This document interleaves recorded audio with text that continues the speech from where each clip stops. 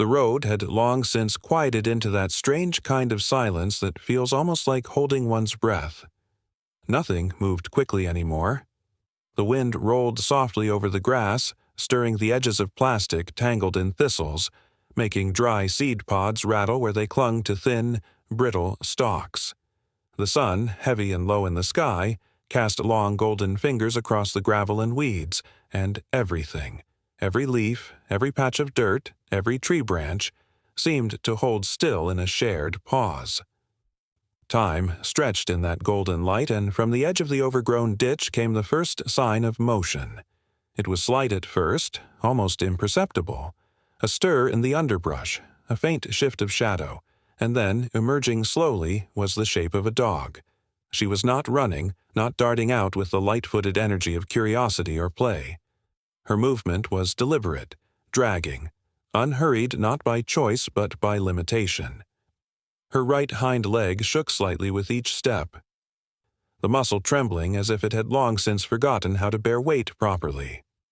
Her coat, the kind that might have once shimmered tan or golden in healthier times, was now dulled beneath layers of road dust and dried mud, clinging in mats to her sides. Thin lines of ribs stood out beneath the skin, pressing against it with each shallow breath she drew, and her tail didn't lift or wag. It simply hung behind her, a pale thread frayed at the end. Her eyes scanned the empty road with neither fear nor hope, only the quiet indifference of something worn beyond reaction. There was no sign of aggression or approach in her posture, only stillness, as though even the act of standing had become a monumental task. She stopped several feet from the gravel shoulder and stood there, motionless except for the twitch of one swollen paw and the occasional blink against the sun. A man was walking that same road. He moved like someone used to long distances, with a weathered canvas bag slung over one shoulder and no particular urgency in his pace. His boots made soft, rhythmic crunches on the gravel, a quiet repetition broken only when he saw her. He stopped, not startled, not surprised, just aware, pulled from his forward momentum by the presence of something that did not belong in the road's periphery. His body language changed. He slowed, not to confront, not to call, but to observe with caution that came not from fear, but from care. He had passed this stretch of road before, many times in fact, but it had never looked like this. She wasn't blocking the path, she wasn't even asking. She was just there, a dog in the dust. The man crouched low, gently, keeping his weight in his heels as if to assure the space between them that he meant no harm. His voice was quiet, nearly swallowed by the wind. "It's okay, girl," he whispered, unsure even if it should be said aloud. She didn't flinch. She didn't move. A fly buzzed past her ear, lingered near her eye, and she blinked once, slow and deliberate. Her breathing was shallow, her nose dry. There was a raw patch on her front leg, possibly from scraping herself against something while trying to sleep or walk or find water. Her ears sat unevenly against her skull, and the tip of one was notched, healed in a jagged tear. Her expression was unreadable. Not blank, but quiet, animal quiet, the kind of gaze that sees without reacting, the way wild things do after they've been hurt too many times to give anything away. The man didn't reach out. He simply shifted his weight and sat fully on the ground, cross-legged a few feet away, resting his hands on his knees with his palms up, open but passive. It was not a gesture of offering. It was a gesture of presence. He watched her with patience, not expecting, not coaxing, just waiting. The moment stretched between them, a minute, then two. The sun began to sink lower, bathing the scene in deeper amber. The road behind him remained empty. No cars, no voices, just the wind, warm and dry, passing through the tops of grasses and trees like a whisper. Insects chirped in the underbrush. Further down the ditch, a hawk called once from above, then was gone. In that silence, the dog finally moved. It wasn't a lunge or crawl, just the subtlest shift forward. Her front paw dragged half an inch in the dust, then rested again. Her eyes lowered, not on him, but on the space between them, measuring, perhaps, or just weary. Her ribs rose and fell once more, then she made another motion. A breath, a pull. Her body shifted closer again. The effort seemed enormous for what little ground she gained, but it was ground, and she had chosen to cross it. Inch by inch, as if every motion required permission from her aching limbs, she began to close the space. She didn't look up, she didn't make a sound. Her approach wasn't urgent or frightened. It was resigned, like she had finally decided she had nothing left to lose. She stopped halfway, rested her head for a moment, still watching his hands but not reaching for them.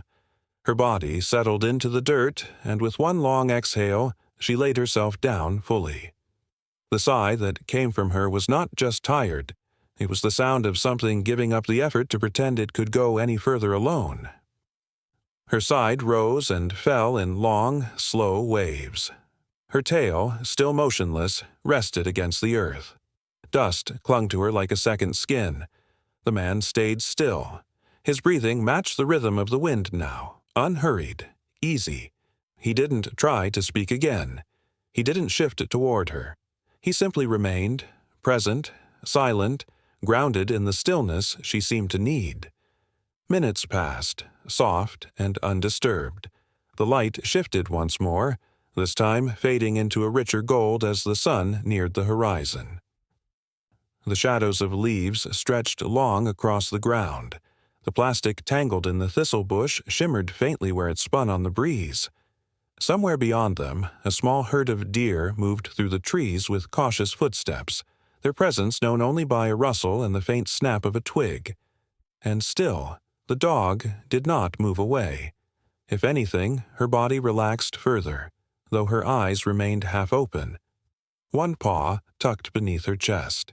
The other, still swollen, stayed stretched toward the man's direction, not close enough to touch but no longer angled to pull back. The silence between them deepened. It was not the silence of avoidance, but the kind that settles in when there is nothing left to explain, only the quiet, unspoken language of presence. He didn't know how long she'd been out here. Days, maybe longer. There was no caller, no sign of a road nearby that led to a home, just the endless stretch of dry roadside and the thickets beyond, and the worn, aching weight of her body moving only when it had to. She had waited, perhaps, not for someone, but for the moment her body would no longer carry her further. And now she was here, and now so was he. As the last edge of sunlight slipped behind the low line of trees, the dog closed her eyes. Not fully, not yet asleep, but enough to signal that, for now, she had paused the endless watchfulness. She did not trust yet, but she wasn't retreating either. The evening air grew cooler as the shadows thickened around them. Crickets began to emerge from the grasses. The road remained quiet. The man stayed where he was, arms relaxed, shoulders low, keeping his breath even and soft so as not to disturb the fragile calm. The dog shifted once more, not away, but just enough to let her side rest fully against the ground. And somewhere inside that simple final movement was a gesture louder than any sound. A willingness to rest. To allow the world to be still. The wind passed gently over them both, carrying with it the scent of dry earth and far-off fields, and as twilight settled in, the roadside held its breath no longer. It exhaled, too, into the fading light. ChatGPT said, "The road had grown silent long before the last of the daylight faded, quiet in that distinct, unspoken way that only exists when there's no more traffic, no more expectation, just the open hush of land and sky settling into night." Dust still lingered along the shoulder, hanging in the air like breath held too long. The wind had softened, now only brushing the grass in slow, easy strokes. The man had remained exactly where he was, seated cross-legged a few feet from the place where the dog had curled herself into the dry earth. It was not a position of comfort for either of them, not entirely. The ground was unforgiving, and the shadows around them deepened with every passing minute. But neither moved, and neither seemed to expect the other to. The distance between them had closed gradually over the hours, not from effort or coaxing, but from something simpler, something quieter. At first she had rested near him, not close enough to feel the warmth of his body, but close enough to hear it, to sense the rhythmic in and out of his breath as it stirred the air. Her posture was still tense, still curled into the tight, protective crescent of an animal not yet ready to relinquish caution. Her belly tucked close to her chest, paws folded beneath her, eyes half-lidded but never truly shut. She lay there like a creature in waiting, not expecting harm, perhaps, but never assuming its absence. Her coat still held the dust of the road and the scent of old fear, and even as she appeared still, her ears twitched subtly at every unexpected sound, the rustle of a branch, the call of a night bird, the faint whistle of wind moving through nearby scrub. The man had not spoken since earlier, when he had gently torn a sandwich in half and placed one piece quietly in the dust beside her. She had sniffed it once, and then looked away, her head turning slightly toward the ditch, not in defiance but in dismissal. Food could wait. Hunger, as pressing as it might have been, was not yet strong enough to drown out the deeper weariness that had settled in her bones. The gesture had not been refused so much as postponed.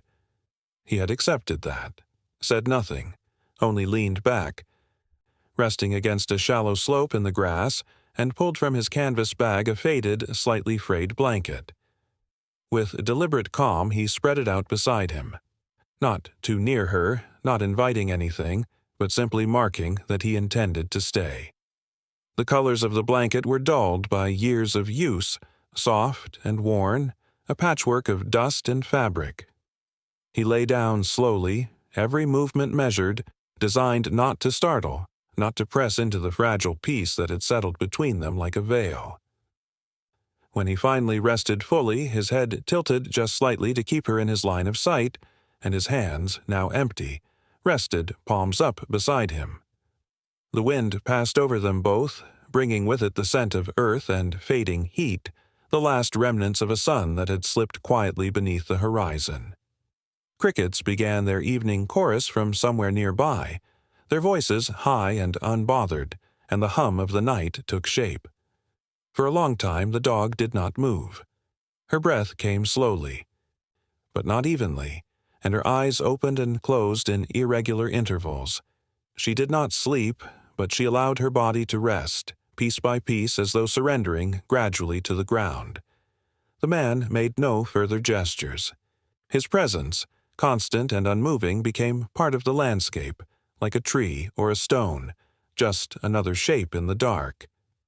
And then, deep in the night, long after the last light had drained from the sky and the stars had begun their quiet watch, she moved, not with intention, not with any dramatic change, but with the slow, aching crawl of something allowing itself to be near warmth after too long in the cold. Her front paw shifted first, dragging softly across the dry grass. Then, after several minutes of stillness, her hindquarters followed. She didn't stand. She didn't walk. She inched forward like an animal whose joints protested every inch. The movement was barely perceptible, but by the time she stopped again she had closed the last of the space between them.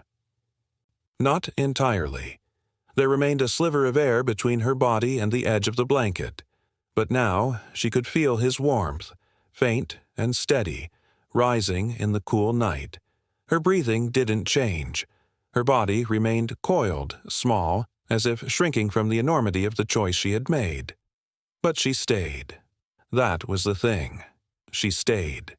The man, though awake, did not shift. Perhaps he noticed her closeness. Perhaps not. If he did, he gave no sign. He breathed slowly, deeply. His chest rising in the same pattern it had all evening.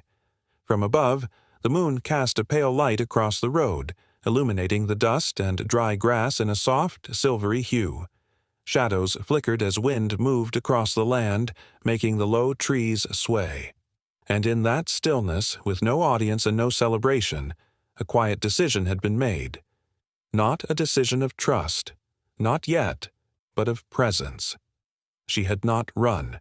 She had not turned back. She had chosen to remain beside him. Dawn came gradually. First as a thinning of the dark, then as a glow behind the distant hills. The crickets fell silent one by one, their song yielding to the light. The wind shifted again, carrying with it the scent of dew settling into the soil. Birds began to stir, their rustles barely audible in the nearby trees. The world was beginning its slow, deliberate turn back to life. The man stirred beneath the blanket, one arm reaching across his body to rub the sleep from his face. He blinked up at the pale sky above, then turned his head to the side and saw her. She lay there, no longer across the space but beside him, her nose resting gently near the edge of the blanket. Her body was still curled, her tail tucked, but her posture had changed. Her limbs, while not stretched out, no longer seemed clenched. Her ears rested at a soft angle. Her eyes were closed, and her breathing had evened out into something quiet and slow. She wasn't asleep in the deepest sense, not yet. But she had allowed herself to close her eyes beside another being. Her body had accepted, if only for this moment, that she would not have to flee.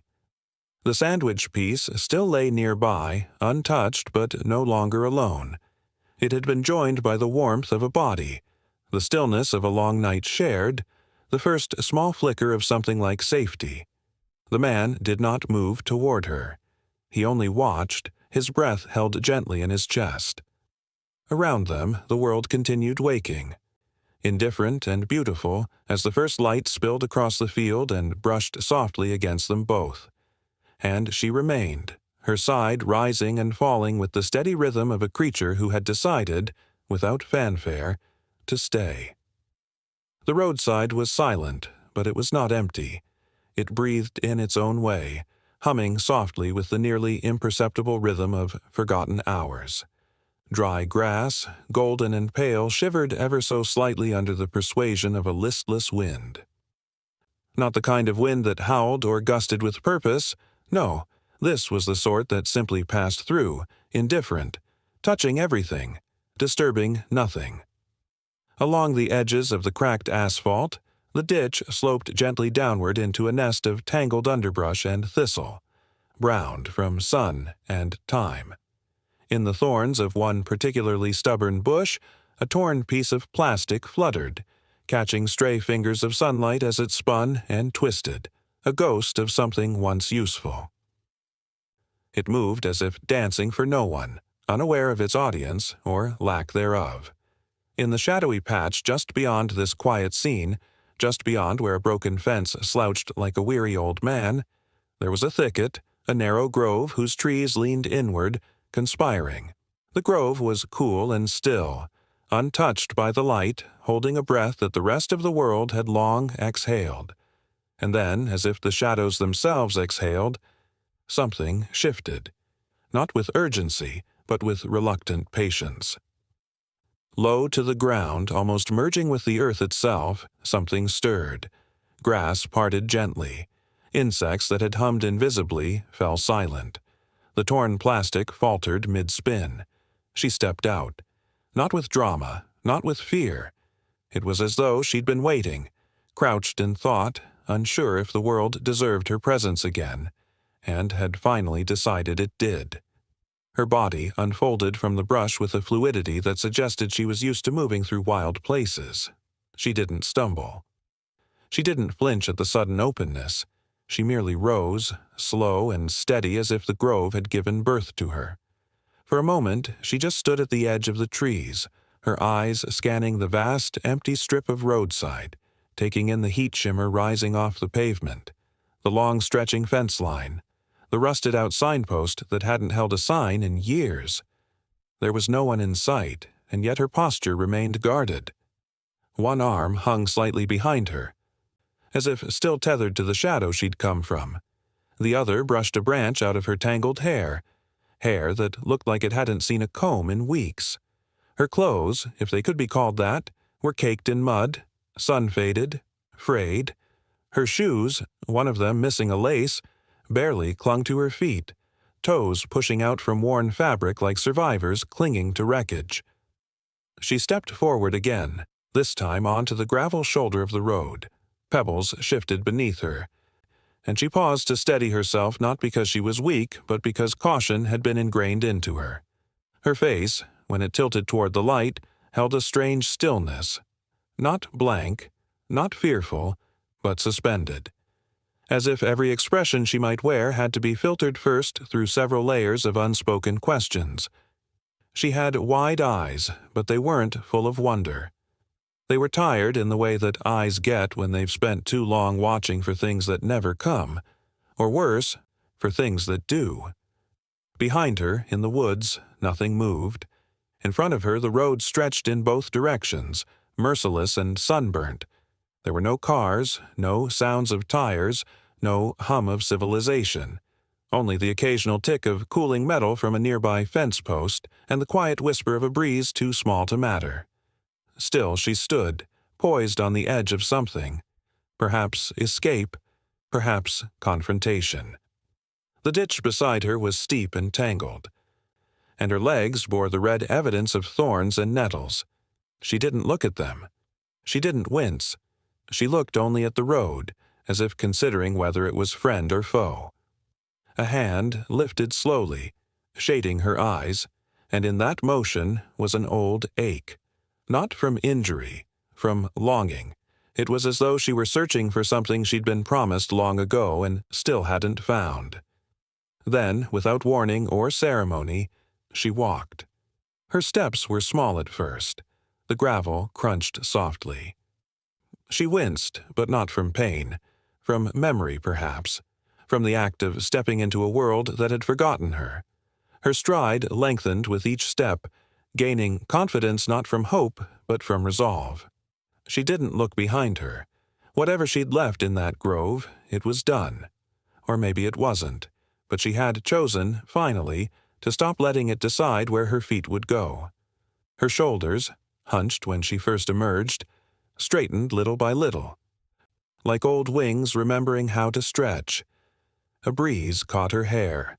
The sun, lowering in its arc, drew soft lines of gold across her dirt-streaked arms. For a moment, she looked less like someone lost and more like someone returning. Still, there was no one. No signs of help. The road remained stubbornly quiet, endless and indifferent. A hawk circled far above, its cry sharp and distant, but it was the only thing that noticed her. The plastic in the bush had stopped spinning. Even the wind seemed to have grown still as if holding its breath. And yet she walked on.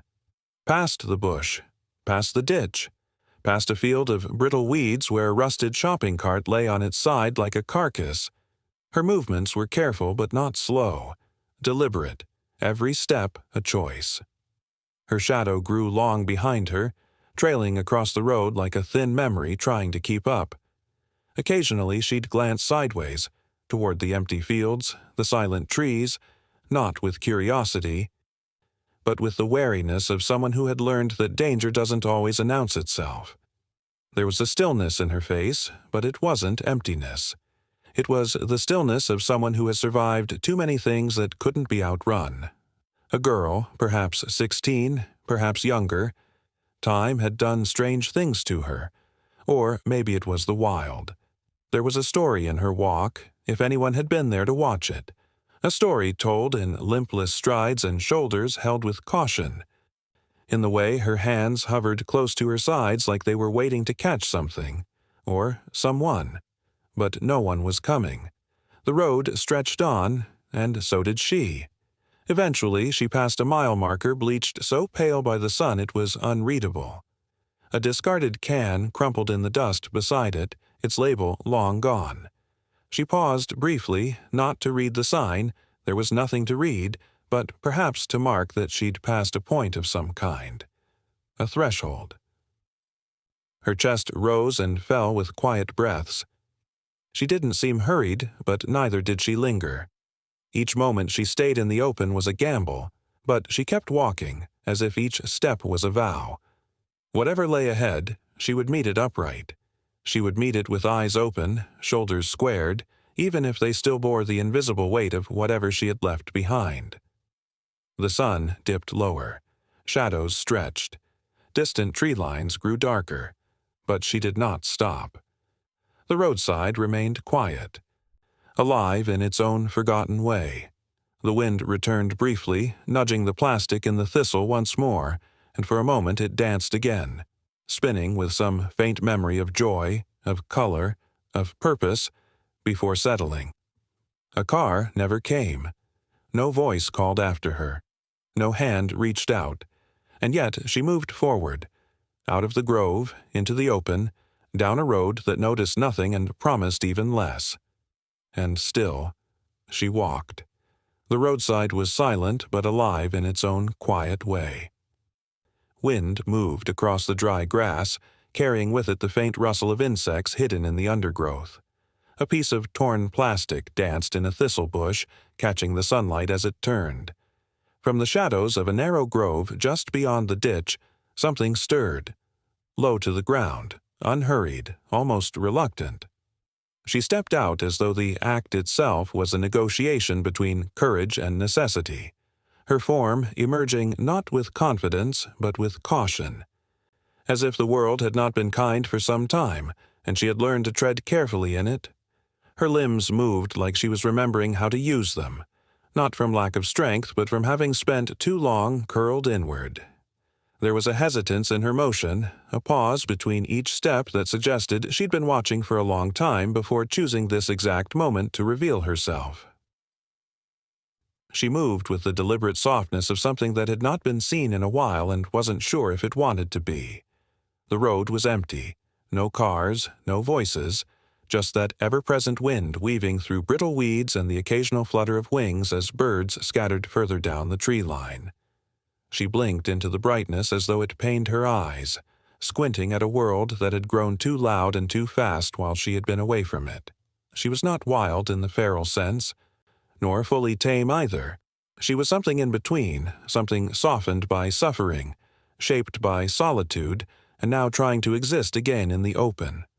Her coat was dusted with dirt, patches of dried mud clinging to her sides, and she carried herself like she expected to be chased off, though no one came. The way she looked both ways down the road before taking another tentative step suggested that, at some point, the road had not been kind either. Maybe there had been people once. Maybe they had passed her by, ignored her, shouted at her, or worse, maybe someone had thrown her from a car, left her behind like so many torn plastics caught in roadside bramble. But there was no desperation in her now, no frantic hunger or whimpering, only that steady, reluctant grace that comes with endurance, the kind of survival that is quiet and private and invisible to anyone not paying attention. And most people didn't pay attention. But here she was, and the world, for a moment, noticed. She stood at the edge of the ditch, as if unsure whether the road would allow her to cross it. It stretched on endlessly in either direction, a flat ribbon of cracked asphalt, shimmering slightly under the early heat of the day. Her ears twitched, her nose lifted. The breeze carried scents both familiar and foreign. The ghost of old exhaust fumes, the acrid bite of sun-baked tar, and underneath it all, a distant smell of something sweet. Perhaps blooming far down the slope, or maybe just imagined. She sniffed again, one paw still raised as though frozen mid-motion, suspended in a moment that stretched wider than it should have. The plastic flapped behind her, catching the breeze again, its presence oddly companionable. Both of them discarded things, both of them still moving. A car could have come. It didn't. Time moved differently in these roadside silences, as if the earth itself held its breath. Her belly was thin but not starved, her ribs visible but not sharply jutting. She had not thrived, but she had lasted. Her coat was matted in places, tangled with seeds and dust, but her eyes, they were sharp, alert, not broken, and that mattered more than anything, because it meant there was still someone in there, behind the dirt and the silence and the weeks. maybe months, of being ignored by everyone rushing past. She was still watching, still thinking, still choosing. She lowered her paw, took another step, paused again, then turned her head slightly as if listening for a sound not yet present. Maybe she had done this before. Maybe she knew the rhythm of this road, the times people came and the times they didn't. Or maybe she had simply waited so long that now felt like the right time without knowing why. There was no collar, no tag, no remnants of anything that had once claimed her. Just a small mark on her neck, perhaps from where something once rested, now long since lost. She belonged to no one. She answered to no name, but still she stood there considering a road she might cross, as though it mattered where she ended up, or maybe just that she moved forward at all. A butterfly passed close by, drifting aimlessly in the air, its wings tattered on one side. She watched it without moving, not out of hunger, but curiosity, the slow, attentive kind that only comes when there's nothing left to rush toward or flee from. The moment passed. The butterfly was gone. The road remained, and she took another step. This one came quicker than the last. Her body began to remember motion again, to shift from stillness to purpose. Not quite a trot, not yet, but movement all the same. The weeds beside the ditch brushed against her legs, dry and brittle, leaving tiny traces on her coat.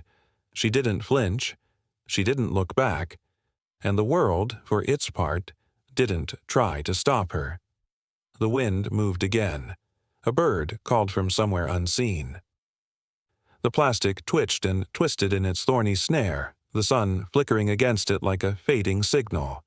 She kept walking, still slow, still hesitant, but now with a kind of quiet resolve that wasn't there before.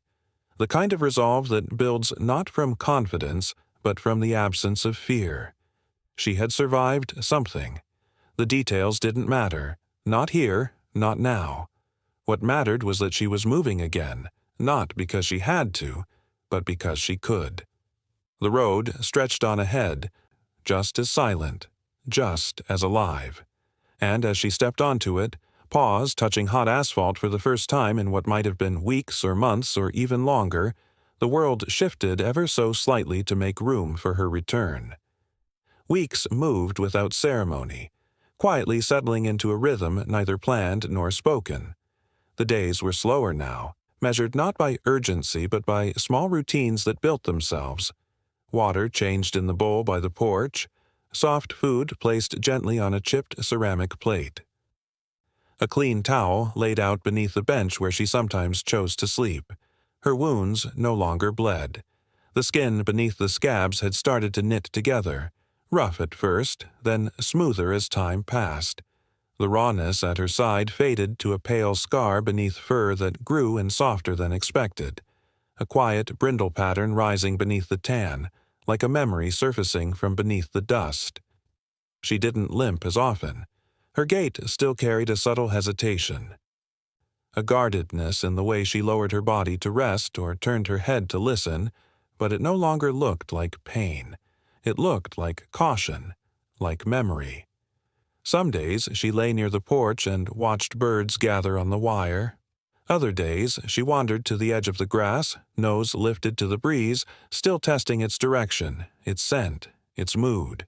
But always she returned. Not rushed, not summoned, just present.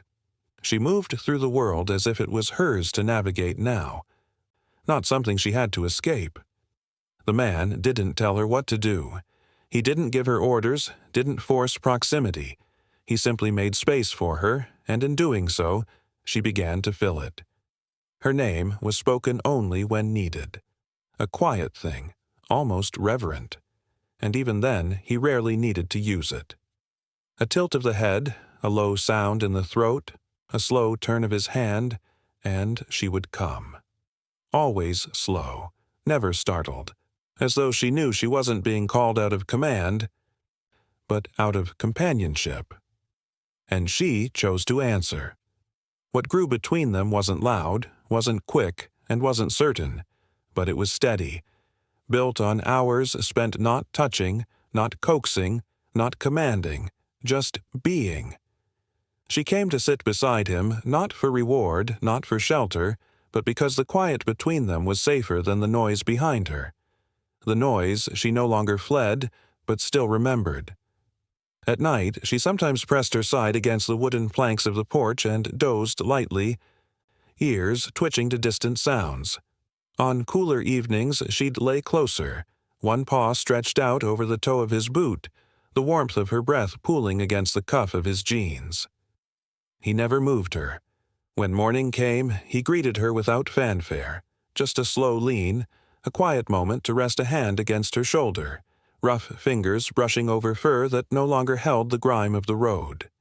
The scar on her paw, where the old splinter had been no longer swelled or reddened. It had closed clean, a reminder of something once infected, now past. Her coat, once patchy and matted with mud, held a faint sheen in the morning light. Not perfect, not glossy, but alive. Once the woman from the rescue stopped by, her presence calm, her voice even. She watched the dog for a moment, the way she rose to her feet without flinching, how she didn't retreat or hide, and then asked softly, "Will you keep her?" The man didn't answer right away. He looked down. She was there again, not because she'd been called, but because she had chosen the spot by his feet, curled gently around the space where he stood. Her eyes were closed, one paw draped loosely across his boot like it was nothing, like it had always been that way. His voice, when it came, was quiet and certain. "I think she already chose."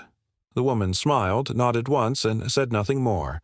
There were no forms to sign, no declarations, no fanfare. Some choices didn't need to be named to be known. Later that week, when the wind was still and the heat of the day held low to the ground, they walked. Not far. Just along the same stretch of road where it had all begun, the place where she had once stood trembling and gaunt, unsure whether to cross or retreat. Now she moved beside him, steady and untethered. Her pace was easy. She didn't stay close out of fear, didn't scan the horizon for danger. She walked because he did. And when they reached the place, the exact bend in the road where the weeds met the slope and the ditch ran shallow, she paused. Her nose lifted, ears turning once, then stilled. She looked toward the brush, the place where the wind had caught the plastic in the thorns, the place she had once emerged from like a ghost. But she didn't linger. She didn't step toward it. Instead, she blinked slowly, then turned forward again and walked on, one paw in front of the other, past it, beyond it, without looking back. There was a quiet to the movement, not of forgetfulness, but of peace, of a body that no longer braced for the next injury, of a soul, if such things could be said of dogs, that had found a rhythm steady enough to breathe inside. She still wandered the yard at dusk, still listened for far-off noises, still lay some nights with her back turned, head facing the trees, but her feet no longer moved in retreat. They carried her back always to the steps, to the man, to the porch where the light spilled soft and pale across the boards. Some stories end with goodbyes, in fading footfalls, in open gates, in the sound of paws disappearing into the distance. But not this one. This one found its stillness in return, in a presence that no longer fled. She stayed, not because she was tied, not because she was trained, not even because she was fed. She stayed because something in the space between them held, something unspoken, slow, and true. The past wasn't erased, but it softened, as wounds do when time and care make room for healing. There was no ceremony, no collar slid into place, no new tag, no bright ribbon, just a dog and a man, and the silent understanding that she was no longer waiting to be taken back. She had been left once, yes, abandoned, likely, but not this time. The door stayed open, the gate remained unlatched, and she stayed anyway. Each morning brought a sameness that no longer resembled survival, but choice. A small stretch, A low yawn, the rustle of limbs waking beneath the sun, then the soft thud of paws meeting earth. No leash, no call. She walked with him when he left the porch, stood near when he sat beneath the shade, followed without needing to be led. And if he stood still, she would come to rest beside him, as though the day had drawn a line there for her to cross, and she had chosen again, as she did each day, to stay within it. The wind moved through the grass, soft and low, and she stood beside him as if she had never known any other place to be.